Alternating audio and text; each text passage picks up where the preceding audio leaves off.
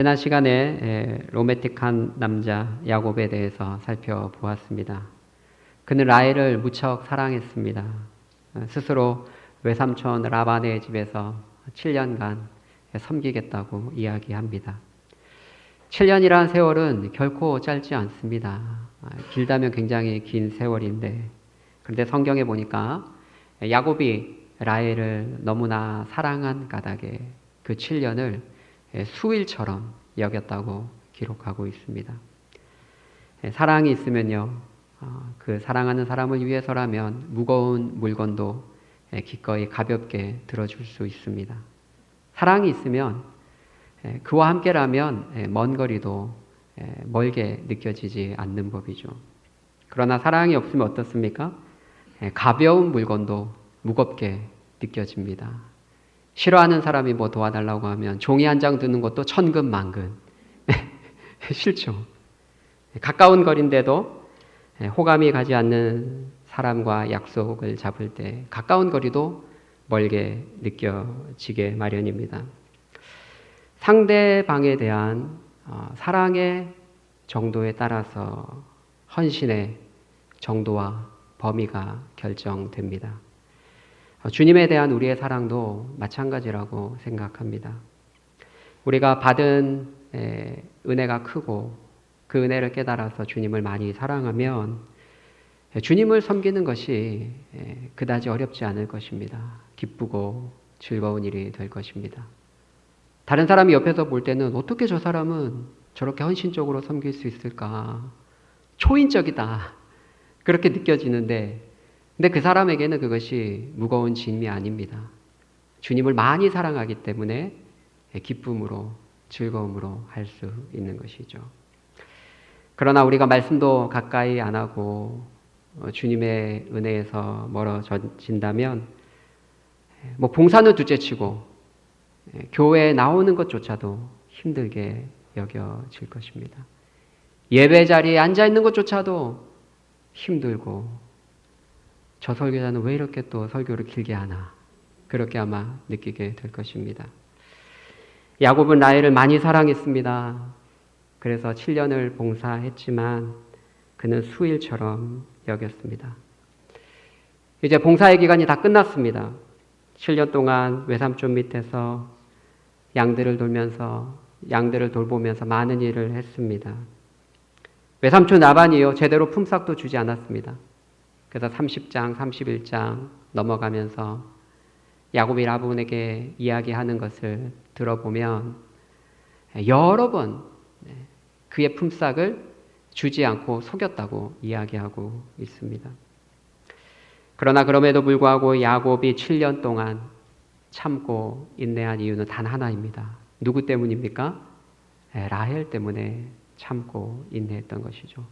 제대로 보수도 받지 못하고 거의 공짜로 일했지만, 그러나 라헬을 아내로 맞이한다는 그 기쁨을 바라보면서 기대하면서 참았던 것이죠.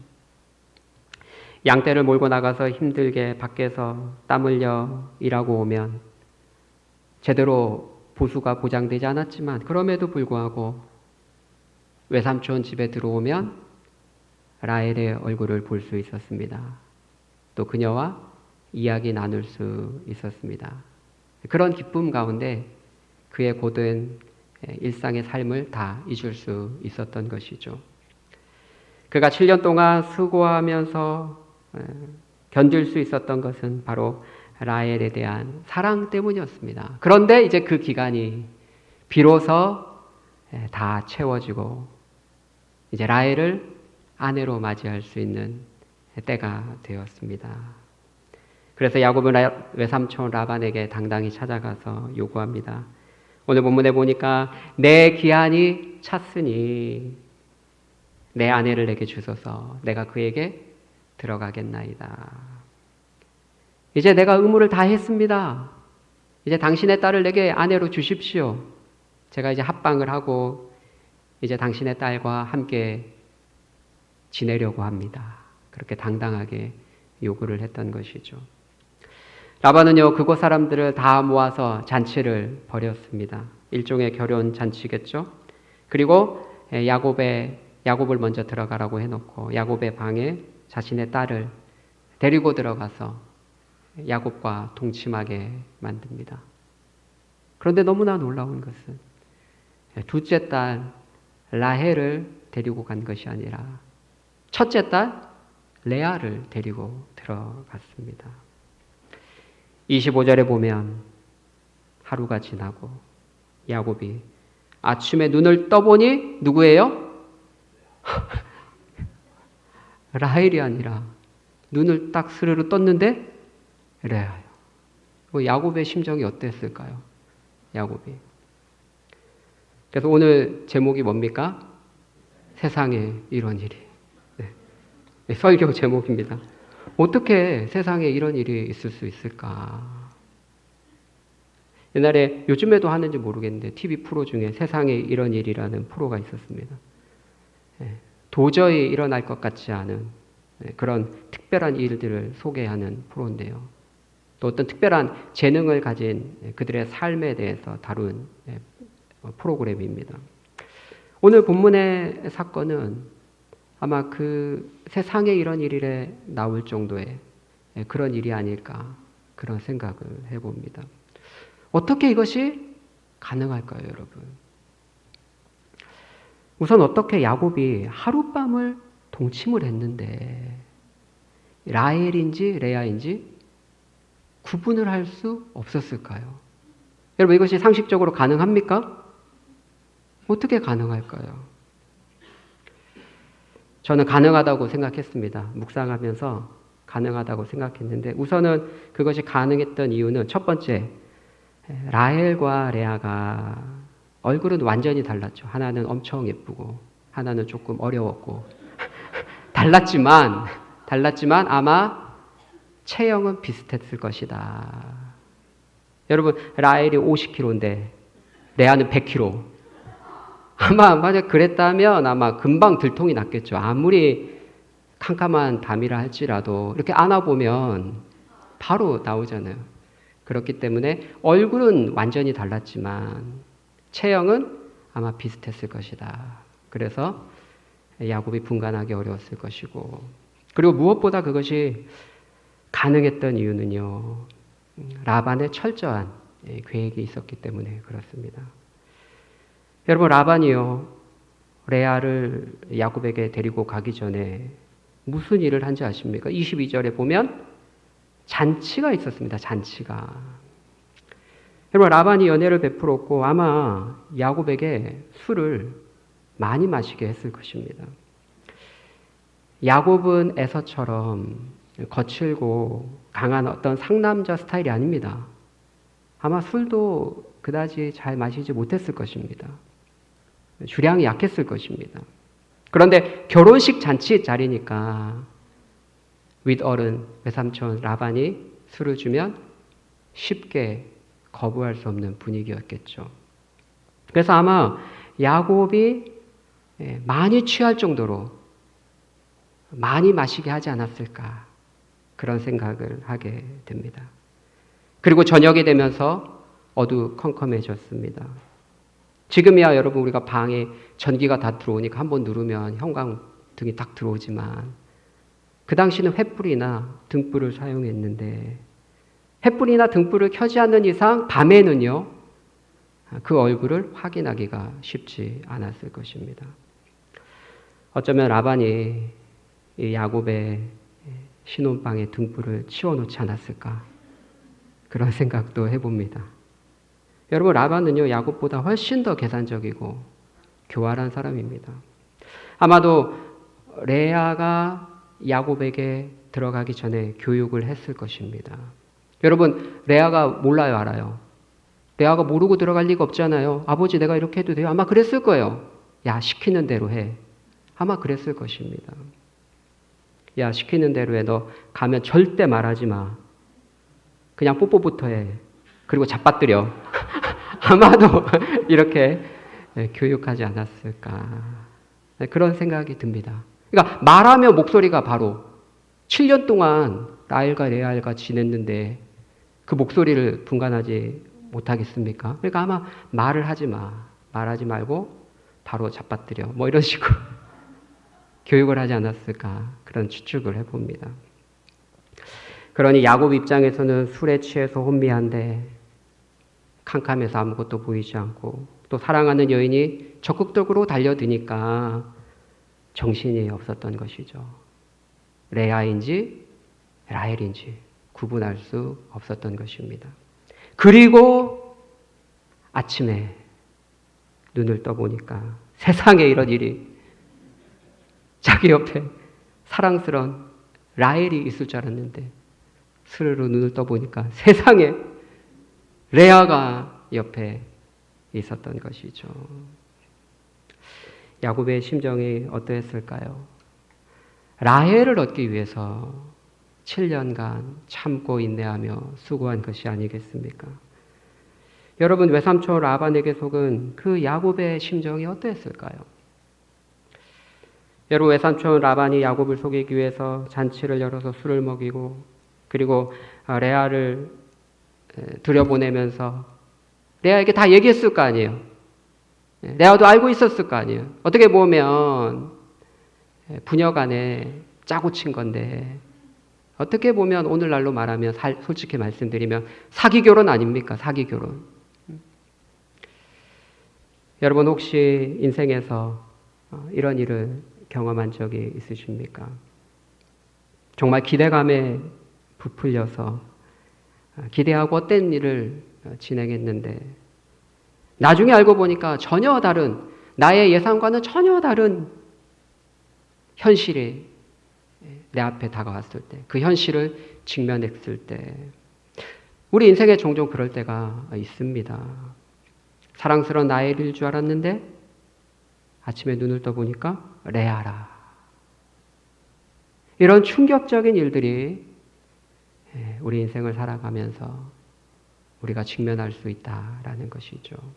정말 좋은 사람이고 나를 위해서 간이라도 빼어줄 것 같은 그런 사람이라고 여겨졌는데 결혼해보니까 완전 다른 사람.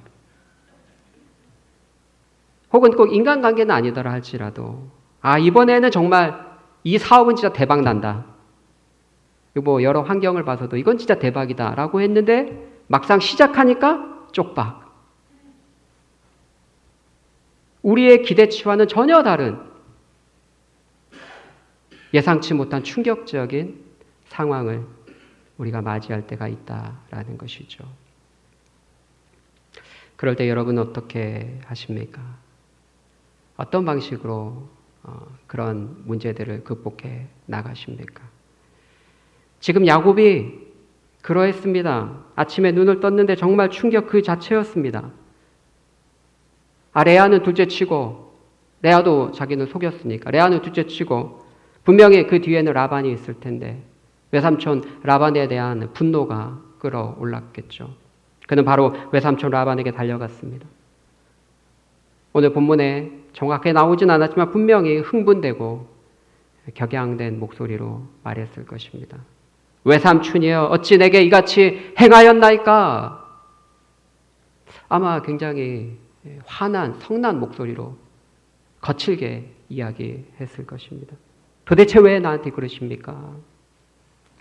내가 라헬을 위해서 외삼촌을 섬기지 아니하였나이까? 이 말이 뭐예요? 내가 라헬을 위해서 7년간 당신을 섬겼지. 언제 레아를 위해서 섬겼습니까? 왜 레아를 주고 그러십니까? 아마 화가 났을 거예요. 외삼촌이 나를 속이심이 어찌 됨이니까? 야곱은 7년간 힘들게 섬겼는데 그 대가가 자신이 기다려온 라헬이 아니라 레아라는 사실에 너무나 충격을 당했고 또 외삼촌이라는 사람이 자기를 속였기에 더 큰 충격에 휩싸였던 것이죠.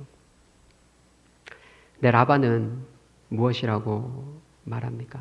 라반은 여유가 있습니다. 이미 다 판을 짜놓고 이렇게 나올 줄 알고 있었어요. 라반은 고단습니다.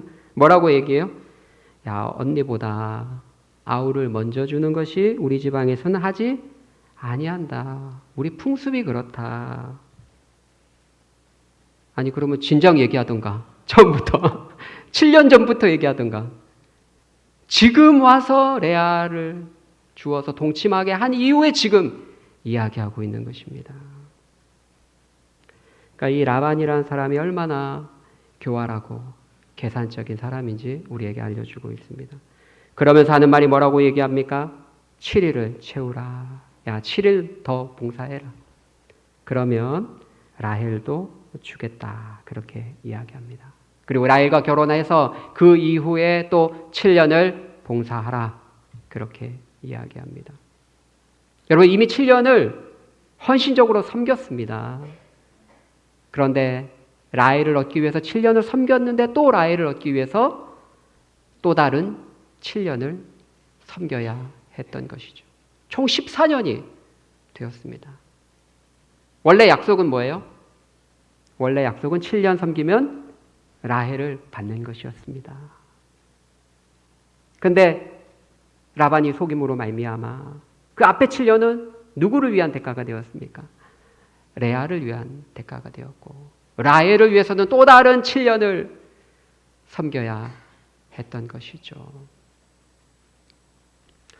아마 라반은 야곱을 지켜보면서 야곱이 7년간 섬기는 그 일들을 지켜보면서 그가 생각보다 꼼꼼하게 일을 잘한다고 평가했을 것입니다. 그래서 자신의 그 목축업에 야곱이 큰 도움이 된다고 판단했겠죠. 그래서 이 사람을 놓치기 싫었던 거예요. 그래서 7년 이후에 라헬을 주면 또 금방 자기 고향으로 가나안 땅으로 돌아가 버릴 수 있으니까 그래서 묘책을 낸 것입니다. 레아를 주고 그리고 7을 섬긴 뒤에 라헬을 줄게 7년 더 섬겨. 이런 식으로 그를 묶어두려고 했던 것이죠. 야곱의 입장에서는 꼼짝없이 이 외삼촌의 말을 따를 수밖에 없었습니다. 화가 났지만 어쩔 수 없었어요. 왜요?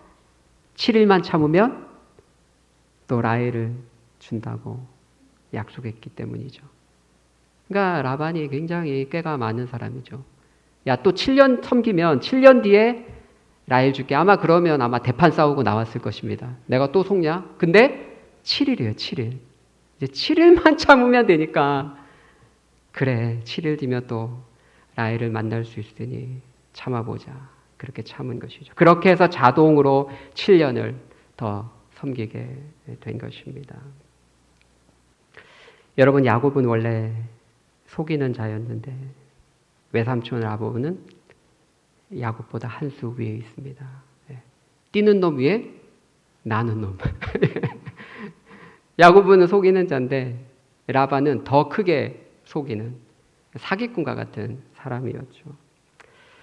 사실요, 나중에 이제 30장, 31장 넘어가면서 우리가 살펴보면 알겠지만 하나님이 개입해 주지 않았다면 아마 이 야곱이 라반의 손에서 벗어날 수 없었을 거예요. 평생 종처럼 그의 밑에서 일하다 죽었을 것입니다. 그 정도로 라반이 계략이 뛰어나고 그리고 속이기를 잘하는 사람이에요. 근데 하나님이 극적으로 또 개입하셔서 라반의 꿈 가운데 나타나 너 죽는다 보내. 그렇게 하나님이 개입해 주셔서 나중에 야곱이 나오게 되는 것이죠. 여러분, 야곱은요 라반을 절대 당할 수 없습니다. 촌수로도 그 위에 있지만 그보다 한 수 앞선 사람입니다. 여러분, 오늘 본문에서 야곱을 속인 외삼촌 라반, 그리고 또 함께 한 통 속으로 그의 아버지의 말을 들었던 레아, 이 부녀의 모습을 보면서 여러분 누구의 모습이 떠오릅니까?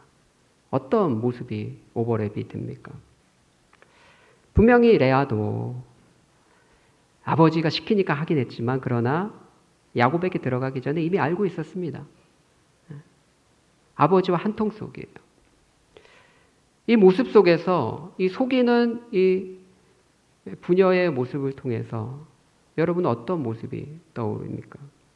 저는요, 야곱의 어머니 라헬과 야곱이 함께 계략을 짜고 장자의 축복을 가로챘던 그 모습이 그대로 떠오릅니다. 야곱도 처음엔 주저했죠. 근데 어머니가 야, 시키는 대로 해. 괜찮아. 내가 다 책임질게. 시키는 대로 해. 내가 맛있는 요리 해줄 테니까 아버지에게 사냥해서 잡았다고 그래. 그리고 내가 털도 다 붙여줄게. 그리고 네가 형이라고 해라. 그리고 장자의 축복을 받으렴.